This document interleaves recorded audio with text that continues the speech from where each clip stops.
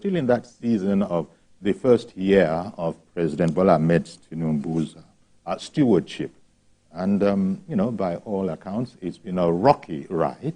And, in fact, we've just come out, have we indeed come out of it, a national strike called by Labour. And the president was instrumental in that, you know, sort of finding a truce, in the sense that we now have a week, according to Labour, that they are, as they put it, they didn't like it when we say have suspended the strike. They said, no, have relaxed the strike, was their expression, so that the federal government could indeed, you know, have a bit more room with which to respond to their cause. Okay, so let's look today at a year of President Bola Ahmed Tinubu's stewardship. And our guest is Dr. Ronke Bello. Dr. Bello, as you might recall, was quite frequent on our station in the lead up to the election. That was over a year ago. She's a publicist and a public policy analyst. She was a member of the now defunct Presidential Campaign Council. A fine morning to you, Dr. Bello. Good morning, viewers.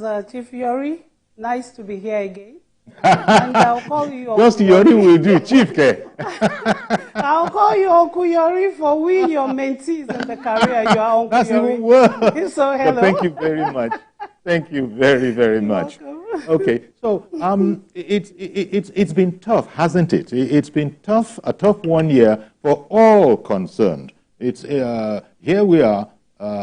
Maybe give me your sort of overview of what the president has been contending with, given the fact that every last presidential candidate actually pledged to do exactly what the president has spent a lot of time doing. Maybe I can't even say exactly all that he has done, but at least the broad outlines of his policy, all of them, bar none, were saying that, vote me, this is what I shall do. Remember? Yeah. Well, good morning again. It's always something we look at when a leader comes in. Let's not forget that Nigeria is a very unique country. Nigeria is multi-interest, multicultural, multi-religious country of over 200 million people. So no Superman or Superwoman, probably in the future, will come on and just see it as a walk in the park. Yes, President Bola Ahmed Tinubu has been on the saddle for the past 1 year. And of course, before he came in, he's a Democrat who has been in democracy. He was a former governor of Lagos State. So leadership is not new to him. But like I said, coming to the center, coming to rule the Federal Republic of Nigeria is a different ballgame. He came in with a lot of hope. It was at a time that Nigerians wanted a kind of change again, and he brought in the renewed hope. And we went to every nook and corner of Nigeria to market the renewal. Well, he's been on the saddle. There has been challenges. There has been some areas I would say he's working hard. The expectation was high when this particular government came in. And I would say again that it's now over 1 year, respectfully. It's still a bit too early to determine or to measure if a leader has succeeded or failed. It's a journey in progress. In 1 year that has been here, one thing we give to the president is he's been a very present leader. He keeps speaking to Nigerians. He's worked on some policies. For example, the student loan, when it came in, he saw that the policy was not really thought out, had some issues. As a good leader, he withdrew it, suspended it, then reinitiated it. So when we're talking about leadership, it's not just where if the leader is just there. The measurement of a leader is what is he doing? And the things that he's doing, is he just rolling on whether they are fine or not, or is sensitive to the need of the people? Of course, we have other issues of inflation, which is tough. I mean, we don't go to separate markets. There are no separate markets for probably the APC or PDP or even Labour Party. We are all Nigerians. This is Nigeria. And the inflation is being worked on. This man just came in 1 year ago. He removed fuel subsidy. Of course, we knew that was going to stagger some reactions in the markets, and it's done that. But the good thing is they are cushioning the effects. The Infrastructure Development Fund that was released recently, we can see what they're doing. The Agriculture in the Development Fund, we can see what they're doing. In fact, they floated what I would call, or what is called the dry season farming, which was fairly successful. Now the rains are here, and of course, if billions were sunk into that development fund, then this is the time to measure and track if that policy worked or failed. But we're in the rainy season, so maybe in another couple of months, we'll talk about food inflation. Has it gone up? Is it coming down? We have faith that it is coming down. Now there are issues of grants that is being put out there for people to collect. The student fund sits particularly well with Nigerians because, as we know, education is a great legacy, and that's one of the greatest things any leader can bequeath to the people. So let me say in 1 year, yes, there have been challenges. The road have been bumpy. The man who is the captain of the statecraft himself, that's the president, has acknowledged that the road is bumpy, that some things are tough. But the good thing is assuring Nigerians that there will be light at the end of the tunnel and that we will go through this part and we'll come out better. So I think, and just a general overview, that's where we are. And as you said, well, even though it is our right, and you know Nigerians like to run commentary, so we will comment. But 1 year, some are saying it's a bit too early to come up with an overall rating. It's a work in progress. The president himself is not exactly happy from some of the things he's been saying because there's room for a lot more that can be done. He's working in very difficult conditions. Not him alone. It's a function of the world economic order. Which country is not running against forceful economic winds? But again, in terms of the stewardship of the man, he said that don't pity me and just leave me here because I quote unquote begged for this job, and we're going to do it. And it might not, things might not always be going according to the way we plan. But the one thing you can't take away from the president is he's indefatigable in terms of the vigor with which he takes this on. Now, he's not doing it alone, of course. He's doing it with a whole team, the whole Federal Executive Council. I guess there's much that you could commend in that regard as well, because the president is at the head of the team. Do you think he has a grasp of the issues and indeed a grasp of the team, as opposed to just putting a team in there and, God forbid, sort of going to sleep a bit? He doesn't strike as that kind of a person, does he? No, it doesn't. I mean, this brings to my mind the saying that says a leader that is going alone without a team is simply taking a walk. There's a team in place, yes. But what I would like to say at this point is, with due respect to Nigerians, it's our country. We sometimes forget that we are running or meant to be running federalism. So most times, the question that comes to mind is, where are the subnationals? Where are they? We have state governments, we have the local governments. Yes. I'm happy that one of the things that this administration is tackling right now is the autonomy of the local governments. Because the truth is, we have more people living in the rural areas. We have more people who need to go to their farms. We have more people who are doing petty trading. And they are Nigerians. They deserve good living. As long as the local government that is closest to the people don't work, then we have a problem in Nigeria. The local governments have to work. Then the governors are there and they need to do their bit. It's okay that for some reason is the president everybody looks up to, yes. The bulk, like he said, and we know in leadership, stops at his table.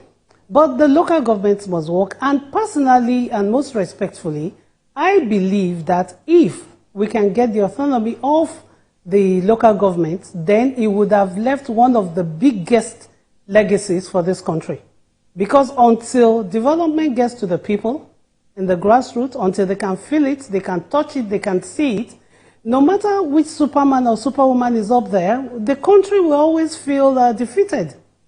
because the poor people there are the majority. And we shouldn't wait for another round of elections before we go there. So definitely everybody should be up and doing their part. The local government should work. The governors should be doing their bits. Then at the center, the president and his team is doing his bit on his team. Personally, I think we've seen a lot of them up and doing. I watched a lot of reviews of the ministers during the last 1 year, and really it's just 1 year, but I think they are doing well. Some are actually doing well on their beats, and the good thing is at least one thing this administration has agreed with the world and with Nigerians is that communication is the art of governance. So they are speaking. I mean, we've watched the Minister of Information. He speaks like every day. He's talking to Nigerians. A National Orientation Agency that was moribund is up and doing. Just before the 40th anniversary, we had a briefing by all the ministers. And that is just 1 year. So I think where the citizenry duty should come in now is rather than just believe that the government has failed or nothing good can come out of this government, can we start, especially for the elites, can we start looking at the policies, the briefings being done by the team, and then we can help them track, we can help them monitor, we can help them measure. If not, a year on, we'll still be here and it will be like they've done nothing. So let's have our own little engagement with them. What did agriculture promise in the next 1 year? What has finance promised? Right now, finance is working on the minimum wage. I know they are equally working on some palliatives for what is happening in the system. The CBN has been huge in the media with lots of policy. We need to get involved. Let's see what they're saying and let's monitor along with them as citizens. Some of the things that the president has sort of focused on, he's focused, quite frankly, he's like a juggler. He's got so many of those balls up in the air. I was just looking at the papers, and there's this, in Abuja yesterday, he was, he was launching, an Abuja road, which is a major one. Is that one that he accepted the recommendation to name after Wole Soyinka? And there, the president had actually said that his development agenda was transforming Nigeria, even as they were in Abuja, and what they were doing was, launching, inaugurating this particular road. But the president was saying that this is a road map, and it keys in with some of the things that you've just finished saying, that he hopes other subnational governments, other regions, other states would look at, as this was an FCT project. And he was, delighted to take it, to come in and launch it. But it goes back to the point you're making. Everybody is facing, Aso Rock.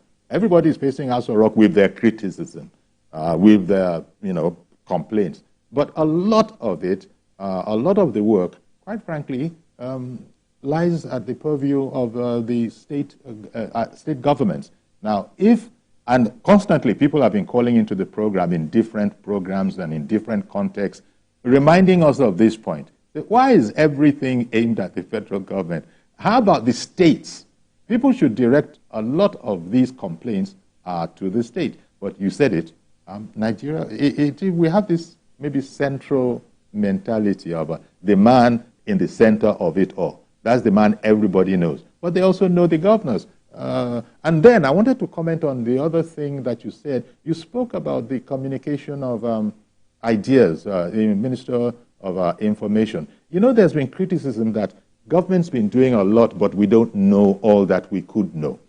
Some have phoned in to say earlier in previous programs that much as what the Tinubu administration is doing, they would much prefer a more frequent meet with the press. Maybe something along the lines of what happens in the UK, where the presidency would brief on a daily basis. Give me your thoughts on that, even though I do know that there are men and women spokespeople for the presidency that are on air virtually every day. But have people seen enough of the president in terms of speaking to them directly on what's going on and what his thoughts are, do you think?